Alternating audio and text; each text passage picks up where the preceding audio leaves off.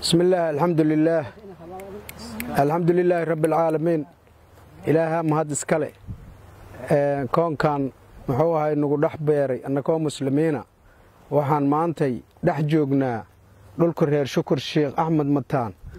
أو محانكو هذا غبورو aan si sharci ahaynin loogu soo ballaariyay ay ka cabanayaan annagana waxaan nahay qaraabadii iyo dhaqankoodii aan nahay waxaan shirkadda Hormuud baaqan u diraynaa shirkadda Hormuud haday farsamo ka xumaatay farsamadii ka xumaatay howlwadeenadooda ka xumeeyeen dadka ahlu qabuurka dhul aanan maxuu ahay dadkiisa raalli ka ahaynin lagu aasay waxaan leenahay inay jawaab ka bixiso shirkadda Hormuud ismalihin shakhsi iyo shirkad waa isu dhigmaan isdhihi mayno maxaa yeelay shirkadda Hormuud waa shirkad heer caalamiya heer Shukr Sheekh Ahmed Mataan oo shakhsiga dhulkoodii inay dad ahlu qabuura lagu duugo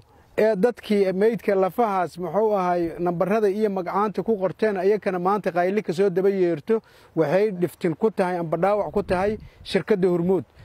Hormuud waxaan leenahay qaladaadkan ay tabanayaan reer Shukr Sheekh Ahmed Mataan dhulkoodii oo lagala heshiinin in lagu soo deeyo qabuuro 2015 iyo 16 waa ognahay wadanka xaaladiisa siday ahayd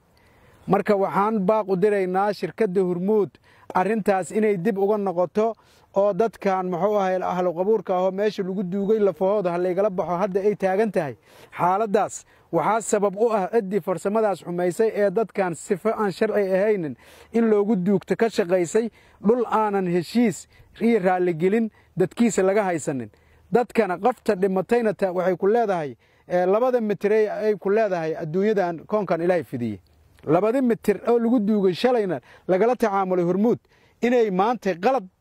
ku soo baxaan oo xaq darro waaye lafaha leegala baxay leeyahay Hormuud ay dhaawac ku tahay Hormuud waxaan leenahay arintaas ha ka waantowdo dadka lacagayna ku qaadatay oo dadkaas meesha lagu duugay lacaga laga qaatay in kaanaada ku baxay